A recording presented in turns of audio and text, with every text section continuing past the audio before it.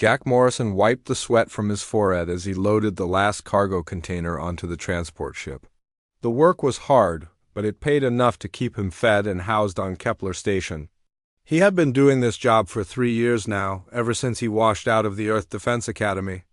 At least, that's what his record said. Sometimes Jack wondered why he couldn't remember much about his time at the academy. The doctors told him he had suffered a head injury during training, which explained the memory gaps. He accepted this story because he had no other choice. The past was a blur of half-remembered images and strange dreams that made no sense. "Morrison, get moving.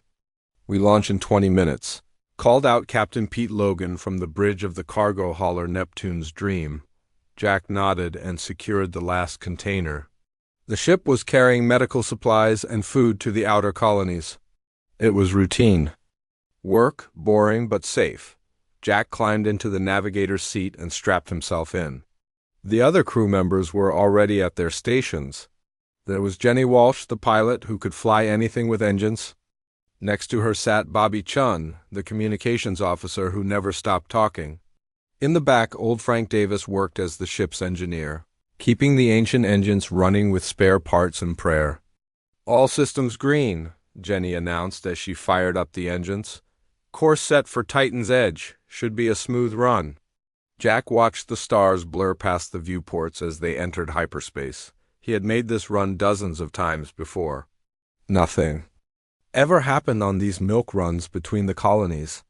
The most exciting thing was usually a broken coffee maker or a card game that went too long. 3 hours into the journey, Bobby's voice crackled over the intercom. "Captain, I'm picking up a distress signal. Looks like it's coming from the Watson's Pride about 2 hours ahead of us." Captain Logan frowned. The Watson's Pride was another cargo hauler that had left Kepler Station the day before. "What kind?" "OF distress signal? They're under attack, sir. Multiple ships, unknown configuration." Jack felt something cold settle in his stomach. Pirates were rare this far out, but they did exist. Most cargo haulers avoided this route because of the occasional raids, but the pay was too good to pass up. "Change course," Logan ordered. "We can't leave them to die." Jenny's hands flew over the controls. Course changed. "We'll be there in 90 minutes. As they dropped out of hyperspace near the Watson's Pride, Jack saw the nightmare unfolding before them. 3 sleek black ships surrounded the cargo hauler, their hull designs unlike anything in the Earth Defense Force database. Green energy beams lanced out from the unknown vessels, tearing chunks from the Watson's Pride's hull. "Those aren't human ships," Bobby whispered into his microphone. Captain Logan's face went pale. "Jenny, get us out of here. Now." But it was too late. One of the alien ships had noticed them. It broke away from the attack on the Watson's Pride and moved toward the Neptune's Dream with frightening speed. "They're jamming our communications," Bobby reported. "I can't call for help." The alien ship fired a pulse that washed over their vessel. Jack felt the ship's systems go dead around him. Emergency lighting flickered on as they drifted helplessly in space. "Boarding pods incoming," Jenny announced, her voice tight with fear. Through the viewports, Jack could see small craft detaching from the alien vessel. They moved like bullets toward the Neptune's Dream, their dark hulls gleaming in the starlight. The first impact shook the entire ship, then another and another. The aliens were cutting through the hull with tools that sliced through metal like paper. "Everyone to the cargo bay," Captain Logan shouted. "We'll make our stand there." Jack followed the others through the corridors, but something felt wrong. Not wrong with the situation, which was obviously terrible, but wrong with himself. His body was moving differently, his senses were sharper. He could hear the aliens moving through the ship's vents, could smell their strange scent on the recycled air. They reached the cargo bay, just as the first alien warrior broke through the bulkhead. It was 7 feet tall, covered in dark armor that seemed to absorb light. Its helmet had no visible eyes, just a smooth surface that somehow tracked their movement. Bobby screamed and ran. The alien raised a weapon that looked like a cross between a gun and a sword. Energy crackled along its blade as it fired a bolt that caught Bobby in the back. The young man collapsed, his body smoking. Jenny tried to draw her sidearm, but the alien was too fast.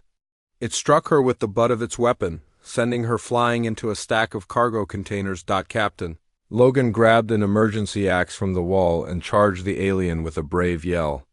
The creature backhanded him almost casually, and Logan crumpled to the deck. Jack stood alone in the cargo bay, facing the alien warrior. Two more of the creatures emerged from the breach, their weapons ready. He should have been terrified. He should have run or begged for mercy. Instead, Jack felt calm. His body moved without conscious thought. He rolled left as the first alien fired, the energy bolt missing him by inches. His hand found a cargo hook on the deck, and he threw it with perfect accuracy. The hook struck the alien's weapon, knocking it from its grip. The second alien fired. Jack somehow knew exactly where the shot would go and twisted away. The bolt passing through the space where his head had been a split second before. Jack's mind was working faster than it ever had before. He could see the aliens' movements before they made them, could predict their attacks with impossible accuracy. His body felt stronger, more coordinated. Every muscle worked in perfect harmony. The first alien lunged at him with clawed hands. Jack sidestepped and grabbed the creature's arm, using its own momentum to throw it into the bulkhead. The impact dented the metal wall. The third alien had circled around behind him. Jack spun and caught its weapon arm as it swung down. With strength he didn't know he possessed, he twisted the alien's wrist until bones cracked. The creature dropped its weapon with a sound like breaking glass. Jack picked up the fallen weapon and found he knew exactly how to use it. He fired 3 precise shots. The first alien took a bolt to the chest and fell. The second tried to flee, but caught a shot between its shoulder blades. The third alien raised its hands in what might have been surrender, but Jack's finger was already squeezing the trigger. Silence fell over the cargo bay. 3 alien warriors lay dead at Jack's feet. His friends were unconscious but breathing. The entire fight had lasted less than 2 minutes. Jack stared down at the alien weapon in his hands. He had never seen anything like it before, yet he had used it like he was born to it. The same with the fighting moves he had somehow known. None of it made sense. What the hell just happened? He whispered to himself. His hands were steady, his breathing was normal. He felt like he had just finished a light workout, not a life-or-death battle with 3 alien warriors. It was as if his body had been designed for this kind of combat. The ship's emergency systems flickered back to life. In the distance, Jack could hear the alien ship's engines starting up. The attack was over. The aliens were retreating, but Jack knew his real problems were just beginning. Because somewhere in the depths of his damaged memory, a small voice was whispering that this wasn't the first time he had killed, and it wouldn't be the last. Jack sat in the medical bay of Kepler Station, staring at his hands. 3 days had passed since the alien attack, and he still couldn't understand what had happened to him. The doctors had checked him over and found nothing wrong. His crewmates were recovering well, though they all looked at him differently now. Captain Logan had filed a report about the incident, calling Jack a hero. But Jack didn't feel like a hero. He felt like a stranger in his own body. The way he had moved, the way he had fought, it was like watching someone else control his actions. "Mr. Morrison?" A woman's voice interrupted his thoughts. Jack looked up to see Captain Lisa Brooks of the UEF patrol ship Valiant. She was a tall woman with short black hair and sharp eyes that seemed to see everything. "Captain Brooks," Jack stood up. "I heard you were the one who scared off those alien ships."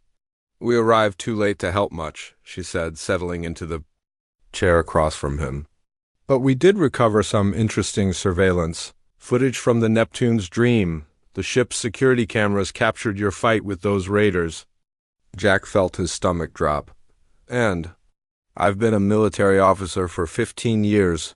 Mr. Morrison, I've seen combat footage from some of the best soldiers in the Earth Defense Force. What you did in that cargo bay was beyond anything I've ever witnessed."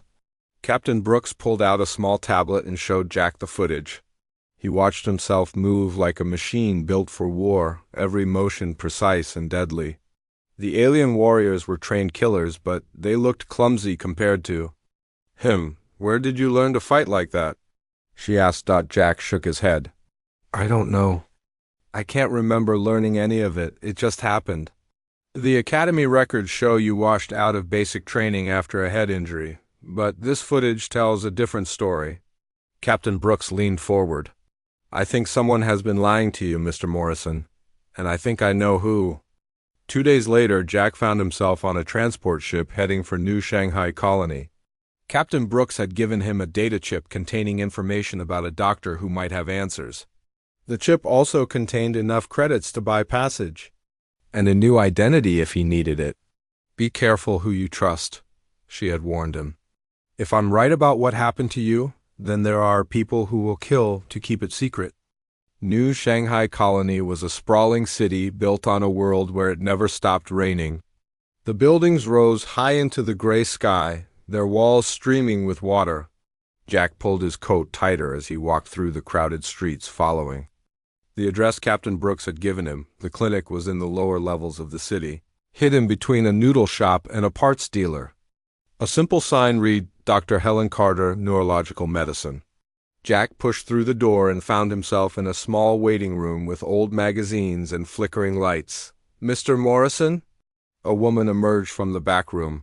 She was in her 50s, with graying hair and tired eyes. I've been expecting you. Dr. Carter led him into her office, which was filled with medical equipment that looked expensive but outdated. She poured 2 cups of coffee and sat down across from him. Lisa Brooks sent me your file, she said, along with the footage from your fight. I have to say, it brought back some difficult memories. You know what happened to me? Dr. Carter was quiet for a long moment. Jack, your real name is Lieutenant Commander Jack Morrison. You were one of the most decorated Special Forces officers in the Earth Defense Force. You volunteered for an experimental program 15 years ago. Jack felt the world spinning around him. That's impossible. I would remember something like that. They made sure you wouldn't remember. Dr. Carter turned her computer screen toward him. I was part of the team that worked on Project Lazarus. We were trying to create enhanced soldiers who could protect Earth from threats that normal humans couldn't handle.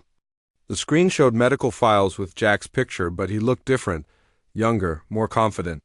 The man in the photos wore a military uniform with ribbons and medals. His eyes were hard and focused. We enhanced 24 volunteers. Dr. Carter continued. Increased reflexes, improved strength, faster healing, better tactical thinking. The program was a complete success. You and your team were incredible. What team? Phoenix Squadron. You were the team leader, the best of the best. Dr. Carter's voice grew sad. You were also good people. When the UEF started using enhanced soldiers for missions that violated basic human rights, you and your team spoke out. Jack tried to process what he was hearing. What kind of missions? The Federation was capturing alien civilians for medical experiments. They wanted to understand alien biology to create biological weapons. When Phoenix Squadron discovered what was happening, you threatened to expose the whole program. The coffee cup shook in Jack's hands, so they erased our memories. Dr. Alan Price, the man who created the enhancement process, also developed memory-wiping technology. Instead of facing a court-martial and international scandal, the UEF decided to make the problem disappear. Dr. Carter's voice was bitter. They scattered all of you across the galaxy with new identities and false memories. But why are my abilities coming back now? The memory blocks aren't permanent. Extreme stress can cause them to break down. What you experienced during that alien attack was enough to start the process. Dr. Carter stood up and walked to her window. I've been monitoring news reports for years, watching for signs that enhanced soldiers were awakening. 3 of your former teammates have died in the last 6 months. Accidents, the report said. Jack felt cold. The UEF is killing them? They can't risk the truth coming out. If the galaxy learns what they did, it would mean the end of the Federation's power. Dr. Carter turned back to him. That's why I left the program and came here. I couldn't be part of covering up their crimes anymore. What about the others? How many of us are still alive? I don't know. The program files were classified above my level, but I do know that Dr. Price kept backup records hidden somewhere. If we could find them, we might be able to locate the other survivors. Jack stood up, pacing the small room. This is insane. You're telling me I was some kind of super soldier and now the government wants me dead? I'm sorry, Jack, I know this. Is hard to accept? Hard to accept? Jack laughed, but there was no humor in it. My entire life is a lie. My memories, my identity, everything I thought I knew about myself is fake. Dr. Carter walked over to a safe in the corner of her office. She opened it and pulled out a small metal case. These might help you remember who you really are. Inside the case were personal items, a military dog tag with his real name, a photograph of 5 people in combat gear, and a small recording device. Jack picked up the photograph. Even though he couldn't remember taking it, he recognized the face looking back at him. It was him, but stronger and more confident. The other 4 people in the photo were strangers, but something about them felt familiar. Your Phoenix Squadron teammates, Dr. Carter explained. Marcus Webb, Rachel Stone, Tony Kim, and Amy Davis. Jack activated the recording device. His own voice spoke from the small speaker, but it sounded different, more authoritative. If you're hearing this, then something has gone wrong with the mission. I'm Lieutenant Commander Jack Morrison, and I'm recording this message in case the Federation tries to silence us. We've discovered that our own government is conducting illegal experiments on alien prisoners. As soldiers, we swore an oath to protect the innocent, and we cannot stand by while our leaders commit war crimes. The recording continued, but Jack barely heard it. Memories were flooding back like a dam breaking.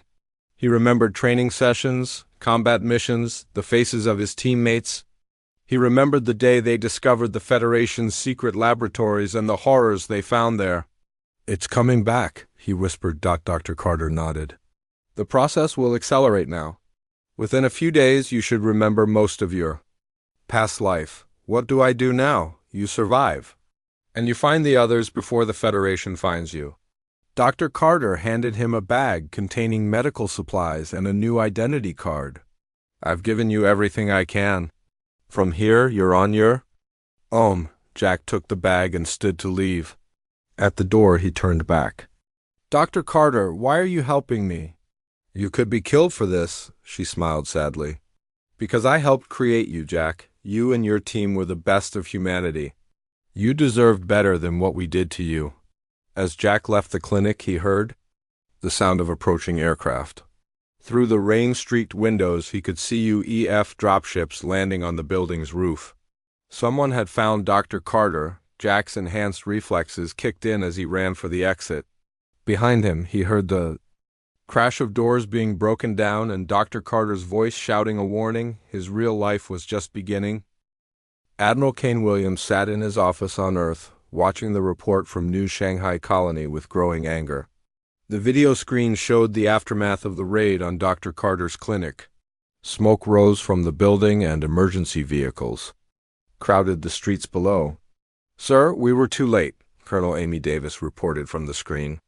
The target had already escaped. Dr. Carter refused to give us any information about his location. Williams leaned back in his chair. Amy Davis was his most trusted officer, though she didn't know the full truth about her own past. The memory wiping process had worked perfectly on her, turning her from a Phoenix Squadron member into his most loyal hunter. What about Dr. Carter? She's dead, sir. Tried to resist arrest. Amy's voice was flat, emotionless. But we did recover some files from her computer. It looks like she's been tracking the enhanced subjects for years. Williams pulled up the classified files on his personal computer. 24 names appeared on the screen, most of them marked with red X's, dead, eliminated, or missing. Only 8 names remained unmarked. Activate Protocol 7, he ordered. Full authorization. I want every available asset hunting these people down. Sir, are you sure? Protocol 7 means... I know what it means, Colonel. Complete elimination of all enhanced subjects. No survivors, no witnesses, no evidence. Williams stood up and walked to the window overlooking the capital city. The Federation's survival depends on keeping this secret buried. Amy nodded from the screen. Understood, sir. I'll begin deployment immediately. After the transmission ended, Williams opened another file. This one contained surveillance footage from Kepler Station showing Jack Morrison's impossible fight with the alien raiders. The man moved like a machine designed for war, every motion perfect and deadly. You always were the best of them, Jack, Williams muttered to himself. That's what makes you the most dangerous. 3 days later, Jack Morrison crouched behind a pile of scrap metal on Titan's Edge, a mining colony on the outer rim of human space. The place was perfect for hiding, dirty, crowded, and far from Federation patrols. Most of the miners were criminals or outcasts who didn't ask questions about newcomers. Jack had been having more memories return every day. He remembered his training, his missions, the faces of his teammates. He also remembered why Phoenix Squadron had been marked for elimination. The Federation's secret experiments on alien prisoners were worse than anything he could have imagined. You look like a man with troubles, a voice said behind him. Jack spun around, his hand moving to the weapon. At his side, a man stepped out of the shadows, tall and broad-shouldered, with graying hair and scars on his face. Something about him was familiar. Easy there, Commander, the man said, using Jack's old rank. I'm on your side. The memories clicked into place. Marcus Webb? Marcus smiled, but it didn't reach his eyes. Took you long enough to remember me. I've been tracking you since you left New Shanghai Colony. How did you find me? Same way you found this place. Old training kicks in when you're running for your life. Marcus sat down on a nearby crate. My memory started coming back about 2 months ago. Been having nightmares about the program, about what they did to us. Jack studied his former teammate. Marcus looked older, tired, but there was still the same dangerous edge that had made him Phoenix Squadron's demolitions expert. How many of us are left? Not many. I've been tracking the others through news reports and public records. Rachel Stone was killed in a transport accident on Proxima Station. Tony Kim died in a medical facility fire on Europa. Carl Baker was found dead in his apartment, apparent heart attack. Jack felt sick. They're killing everyone, systematically. Professional hits made to look like accidents. Marcus pulled out a small tablet and showed Jack a list of names. I count at least 15 dead in the past year. The pace is accelerating. Someone's given the order to clean house. My guess is Admiral Williams. He was the one who approved the memory wiping program. Marcus's voice turned bitter. Probably. Decided we were too dangerous to let live, even with our memories suppressed. Jack looked around the mining colony. Workers moved through the streets carrying equipment and supplies. It was a hard life, but an honest one. These people didn't deserve to get caught in the crossfire of a war they didn't understand. We need to find the others before the Federation does. Already working on it. Marcus showed him another screen with locations marked across the galaxy. I've identified 3 possible survivors. Rachel Stone's sister reported seeing someone matching Tony Kim's description on Kepler Station last week. Could be he faked his own death? What about the others? Amy Davis is harder to track. According to records, she died in a training accident 5 years ago. But I have a feeling she's still alive somewhere. Marcus closed the tablet. There's something else you need to know. Dr. Price, the man who created the enhancement program, he's not dead either. Jack's memories of Dr. Alan Price were mixed. The man had been brilliant, but also cold and calculating. He had treated the enhanced soldiers like lab experiments rather than human beings. Where is he? That's the problem. He disappeared right after the memory wiping program was completed.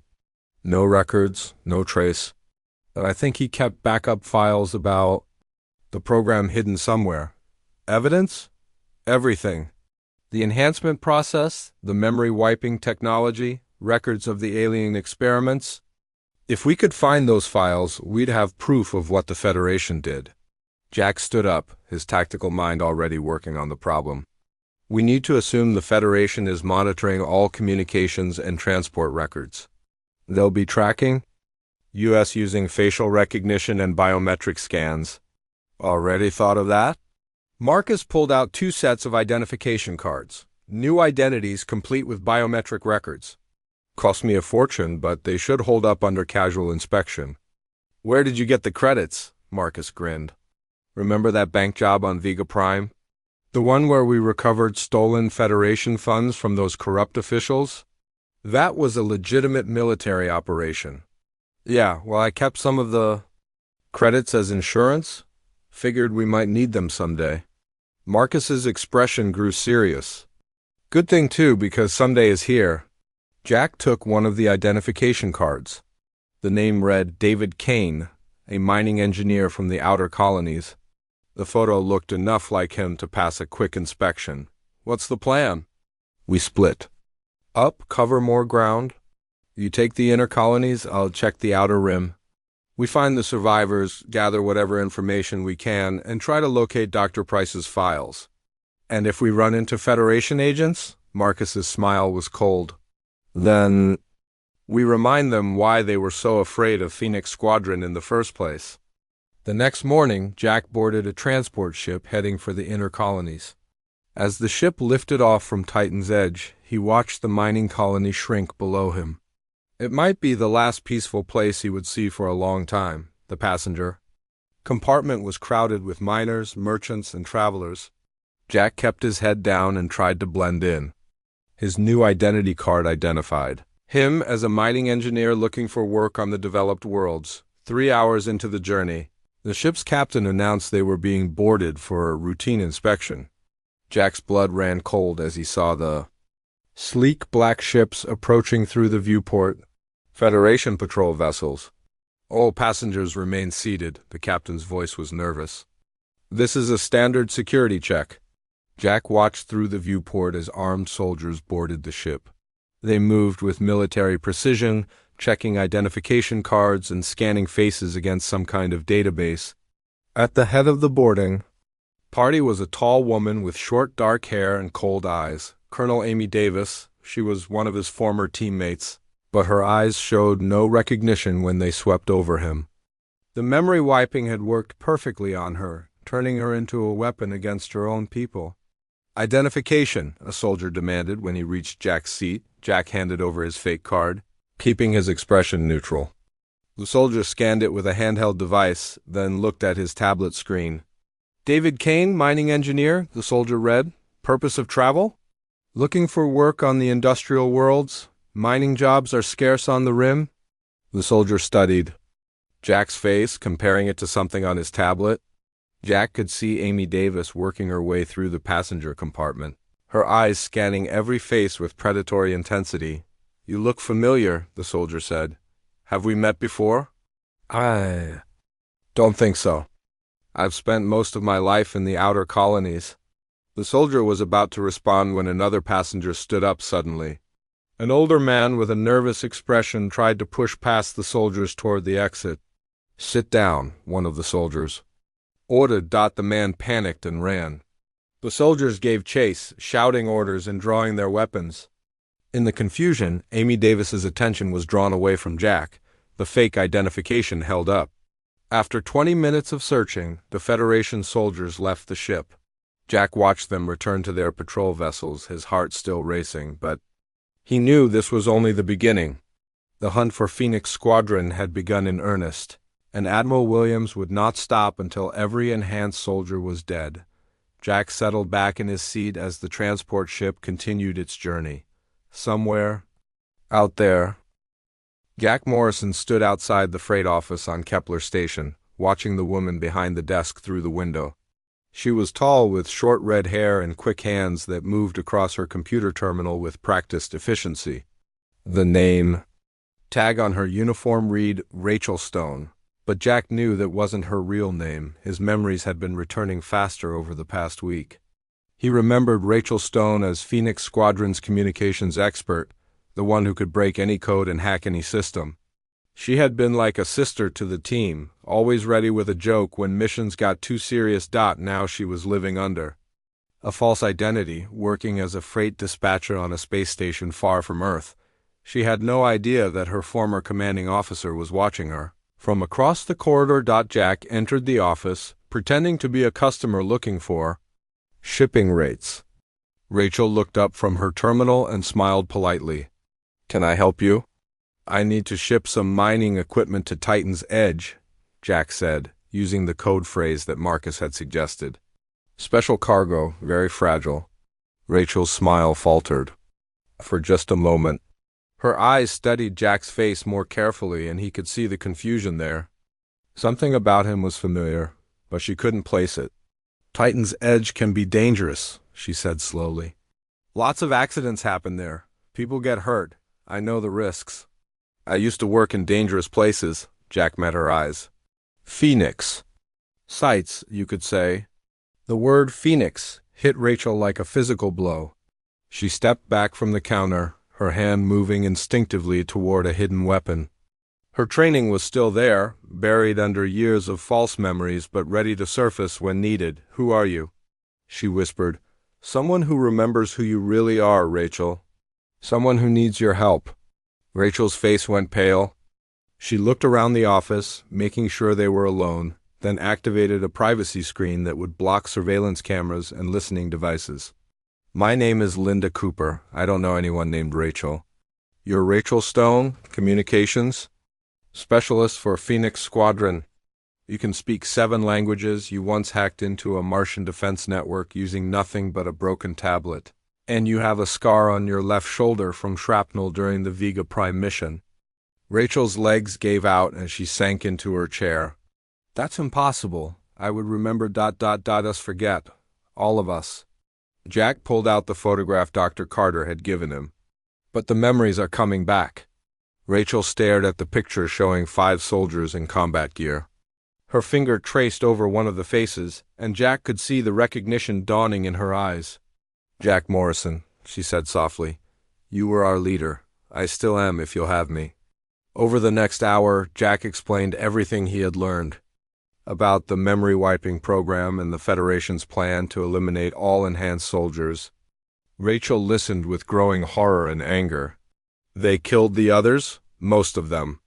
Marcus Webb is still alive, and we think Tony Kim might be too. We're trying to find him." Rachel stood up and walked to her office window. Outside, ships came and went from the station's docking bays, carrying cargo and passengers across the galaxy. It was a normal day for everyone except them. "What do you want from me?" "Help us find Dr. Price's hidden files. If we can prove what the Federation did, we can stop them from killing more people." Rachel turned back to him. "You're talking about taking on the entire United Earth Federation. Even with our enhancements, we're just 4 people. We're Phoenix Squadron. We've faced worse odds." Rachel was quiet for a long moment. Then she smiled, and Jack saw a glimpse of the woman he had known 15 years ago. "Give me 10 minutes to clean out my accounts and grab my gear. Linda Cooper just quit her job." 2 days later, Jack and Rachel met Marcus Webb at a cantina on Proxima Station. The place was crowded and noisy, perfect for a private conversation. Marcus had news about Tony Kim. "Found him," Marcus said, sliding a datapad across the table. "He's working as a medic at a clinic on Europa Station. Goes by the name Paul Martin now." Jack studied the surveillance photos on the pad. Tony Kim looked older and thinner, but his hands were steady as he worked on patients. Even with his memories suppressed, he was still trying to help people. "How do we approach him?" Rachel asked. "Carefully. According to my sources, there have been 3 suspicious deaths at his clinic in the past month. Federation agents are getting close. Then we need to move fast." Jack finished his drink and stood up. "Rachel, I need you to hack into the Europa Station medical database. Find out everything you can about Tony's current identity and his work schedule. Already on it." Rachel's fingers flew across her portable computer. "Give me 20 minutes. While Rachel worked, Jack and Marcus discussed their plan to locate Dr. Price's hidden files.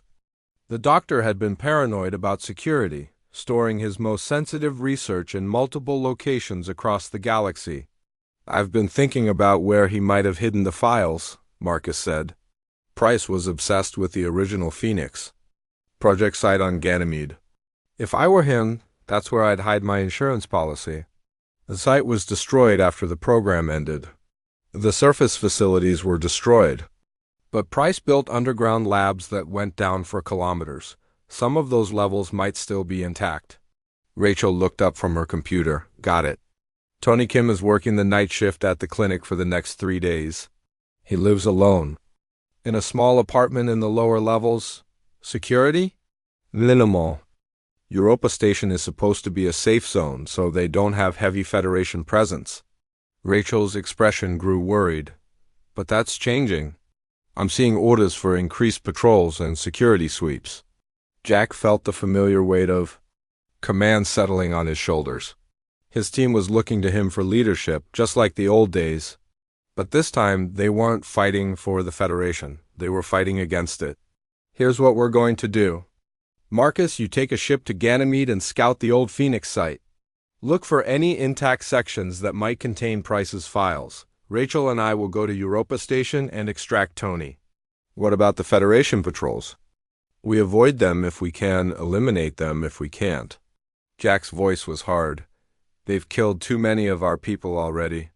No more. The next evening, Jack and Rachel arrived at Europa Station posing as medical supply salespeople.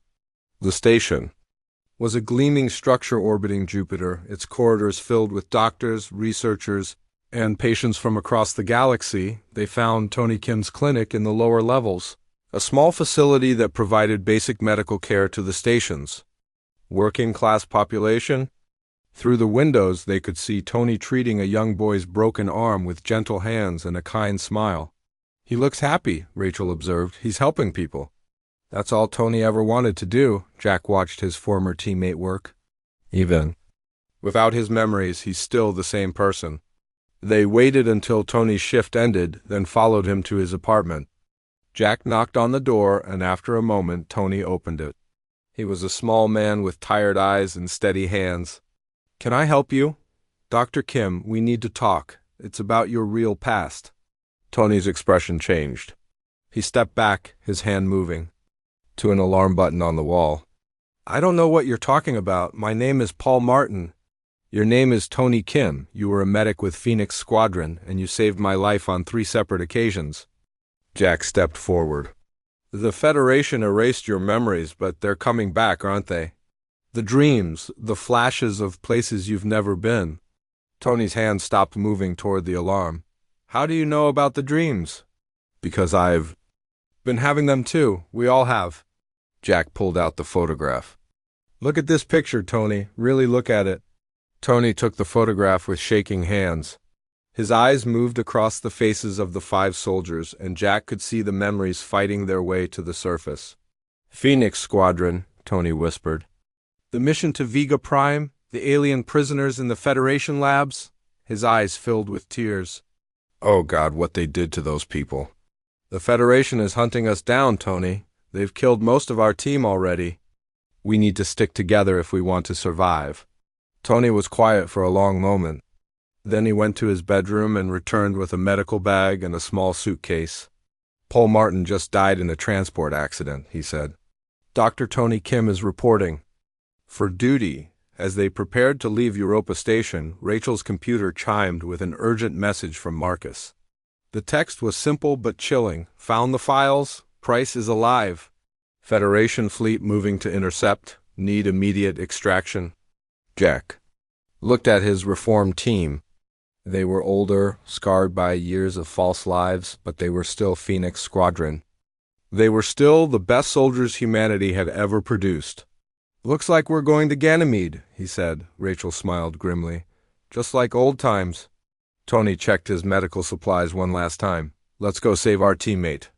As their ship lifted off from Europa Station, Jack felt something he hadn't experienced in 15 years. He felt complete. Phoenix Squadron was rising from the ashes, and the Federation was about to learn why they had been so afraid of enhanced soldiers in the first place. The final battle was about to begin. The Phoenix Squadron ship dropped out of hyperspace near Ganymede, and Jack Morrison felt his heart sink. 3 Federation warships surrounded the moon, their weapons pointed at the surface. Explosions lit up the dark side of Ganymede where the old research facility had been hidden. "We're too late," Rachel said from the pilot's seat. "They found Marcus." Jack studied the tactical display. The Federation ships were the newest models, fast and heavily armed. Their small transport vessel wouldn't last 30 seconds in a direct fight. "Not necessarily," Jack said. "Marcus is too smart to get caught that easily." Tony, scan for life signs in the underground sections. Tony worked at his medical scanner, adjusting the settings to penetrate deep into Ganymede's surface. "I'm getting faint readings from level 7 of the research complex. Could be Marcus, but the signal is weak." "He's alive," Jack said with certainty. "We just need to get down there without the Federation fleet noticing us." Rachel's fingers danced across the navigation controls. "There's an old mining tunnel on the far side of the moon. If we can get in there without being detected, we might be able to reach the research complex through the service passages." "Do it!" Rachel piloted their ship through Ganymede's rocky terrain, staying low to avoid the Federation sensors. The mining tunnel was exactly where the old map said it would be, though the entrance was partially collapsed from years of neglect. "Going to be a tight fit," Rachel warned as she maneuvered the ship into the tunnel. They landed deep inside the moon, far from the Federation attack. The tunnel connected to a network of service passages that led throughout Ganymede's underground facilities. Jack had studied these maps during his original training 15 years ago, though he was only now remembering them clearly. "This way," Jack led his team through the dark passages. Emergency lighting flickered along the walls, powered by backup systems that had been running for decades. They found Marcus on level 7, trapped in a sealed laboratory by debris from the Federation bombardment. He was unconscious but alive, his enhanced healing already working to repair injuries from falling rocks. "Tony, how is he?"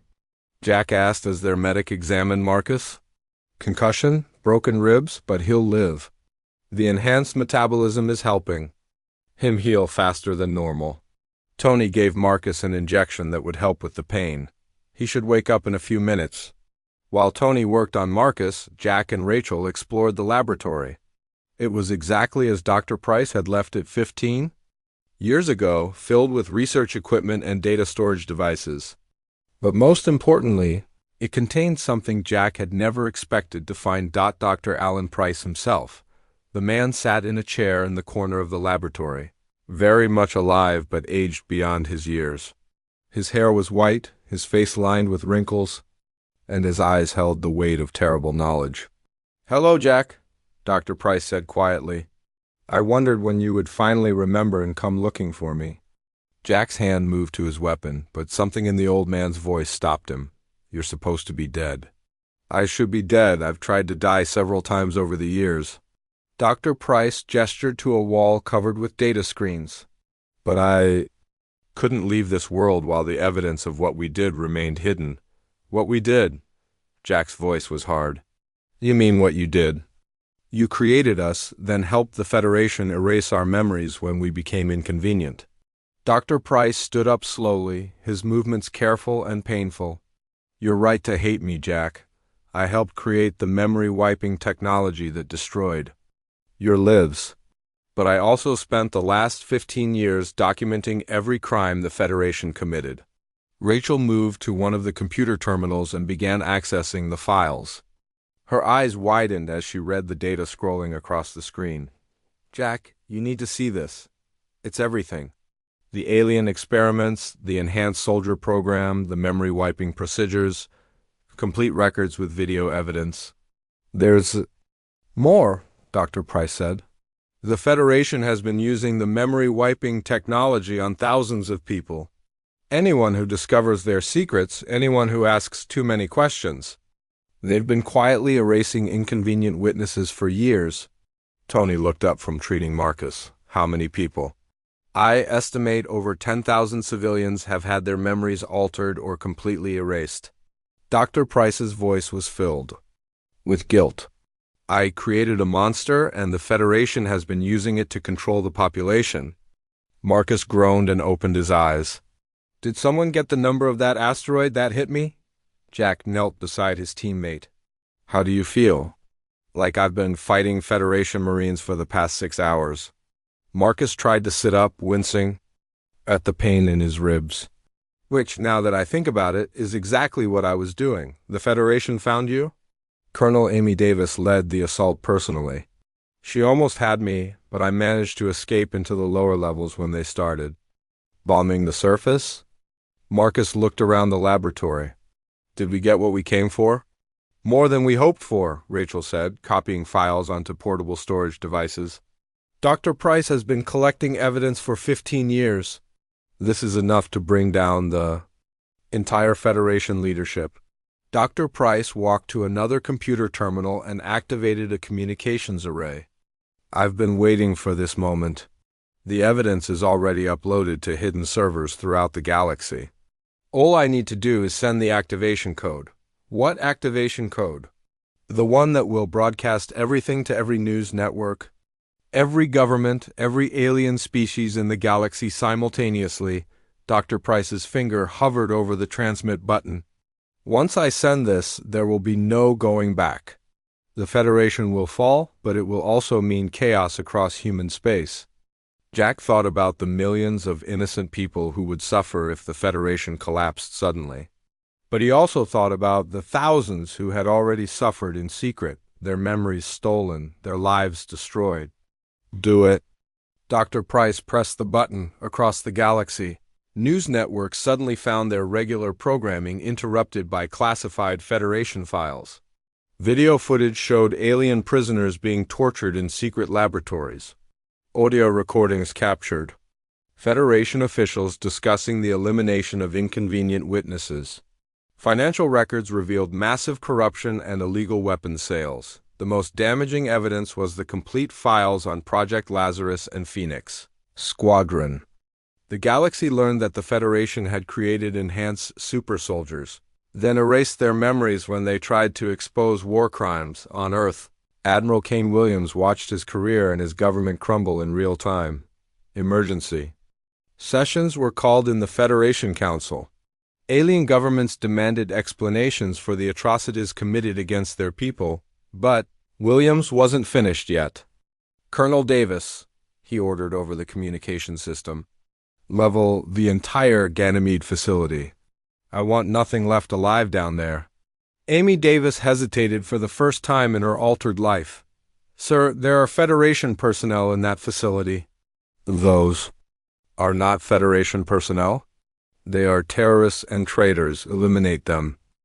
Deep underground, Phoenix Squadron felt the facility shake as the bombardment intensified. Dr. Price's laboratory was 7 levels down, but the Federation ships were using heavy weapons designed to crack moon surfaces. We need to get out of here, Tony said as dust fell from the ceiling. The mining tunnel is our best option, Jack decided. If we can reach our ship, we might be able to escape before they seal us in. As they prepared to leave, Dr. Price remained at his computer terminal. I'm not coming with you. What? Someone needs to ensure the data transmission continues. The Federation will try to block the signals, but I can keep them going from here. Dr. Price looked at Jack with sad eyes. This is my chance to finally do something right. We're not leaving you here to die. You don't have a choice. The facility is coming down around us, and you need to escape to continue the fight, Dr. Price smiled sadly. Besides, an old man like me would just slow you down. Jack wanted to argue, but another explosion shook the facility, and chunks of concrete fell from the ceiling. Dr. Price was right. They had to go. Thank you, Jack said simply. Thank you for reminding me what it means to be human. Phoenix Squadron fought their way through the collapsing facility, using their enhanced abilities to navigate debris and falling structures that would have killed normal people. They reached their ship just as the upper levels of the research complex caved in completely. Rachel piloted them out of the mining tunnel and away from Ganymede at maximum speed. Behind them, the Federation ships continued their bombardment, turning the old research facility into rubble. 6 months later, Jack Morrison stood on the observation deck of an independent space station, watching the news reports about the Federation trials. Admiral Williams and dozens of other officials had been arrested and charged with war crimes. The alien governments had formed a new council to oversee human space, ensuring that the atrocities would never happen again. Colonel Amy Davis had experienced a complete breakdown when her real memories returned. She was now in therapy, trying to rebuild her identity after years of being used as a weapon against her own people. Tony Kim was helping treat her, along with hundreds of other memory-wiped victims who were being discovered across the galaxy. "Any regrets?" Rachel asked, joining Jack at the observation window, about exposing the truth. "Never.